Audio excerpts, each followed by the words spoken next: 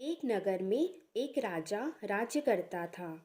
राजा अपने आप से दुखी रहता था क्योंकि बचपन से ही उसके सिर पर दो सींग थे।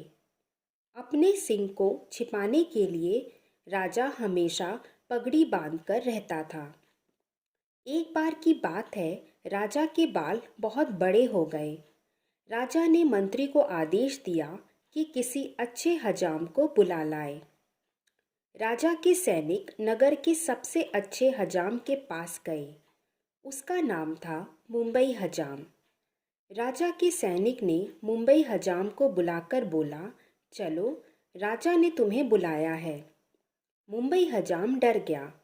उसे लगा उसने कोई गलती तो नहीं की। उसने राजा के आदेश का पालन किया। जब मुंबई हजाम राजा के पास पहुंचा, तब राजा बोला, देखो मुंबई हजाम, इससे पहले कि तुम मेरे बाल काटो, मैं तुम्हें एक गुप्त बात बताता हूँ। लेकिन अगर तुमने वह गुप्त बात किसी और को बताई तो मैं तुम्हारे हाथ पांव कटवा दूंगा। मुंबई हजाम बहुत डर गया, लेकिन फिर भी चुप रहा।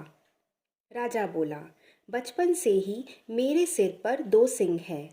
इसी वजह से हम हर समय पगड़ी बांधते हैं। मुंबई हजाम राजा के सामने बोलता भी क्या। उसने राजा के बाल काटे और घर को चला गया। घर जाने के बाद मुंबई हजाम सोचने लगा कि इस गुप्त बात को गुप्त कैसे रखूं। अगर यह बात मेरे मुंह से कहीं निकल गई तो राजा मुझे मरवा डालेगा। यह सोचकर उसका पेट फूल गया और दर्द होने लगा। उसने सोचा कि अगर यह बात मैं किसी ऐसे को बता दूं जो किसी और को यह बात नहीं बता पाए तो मेरे पेट का दर्द ठीक हो जाएगा। ऐसा सोचकर वह घर से निकल गया और चलते चलते उसे एक कटहल का पेड़ मिला। उसने सोचा, यह बात मैं कटहल के पेड़ को बता देता हूँ। वह कटहल के पेड़ के पास गया और बोला, कटहल, तुम्हें पता है राजा के दो सींग हैं। इतना बोलते ही उसके पेट का दर्द ठीक हो गया और वह घर लौट गया। कुछ दिनों के बाद कटहल का पेड़ सूख गया। एक दिन तीन दोस्त कटहल के पेड़ के सामने से गुजर रहे थे। सूखे पेड़ को देखकर एक दोस्त बोला, चलो, इस सूखे पेड़ से हम ढोलक, बांसुरी और तबला बनाते हैं। ढोलक, बांसुरी और तबला बनाकर तीनों ने सोचा कि चलो, अब हम लोगों का मनोरंजन करते हैं और कुछ पैसे भी कमाते हैं।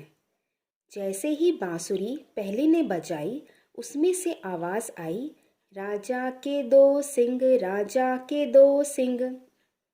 दूसरे ने जब ढोलक बजाया, तब उसमें से आवाज़ आया, किसने कहा, किसने कहा।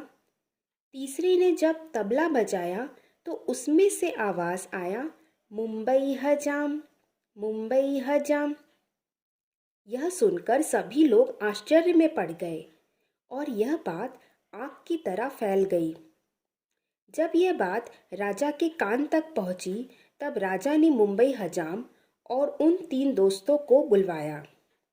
राजा ने तुरंत मुंबई हजाम को मरवाने का आदेश दिया।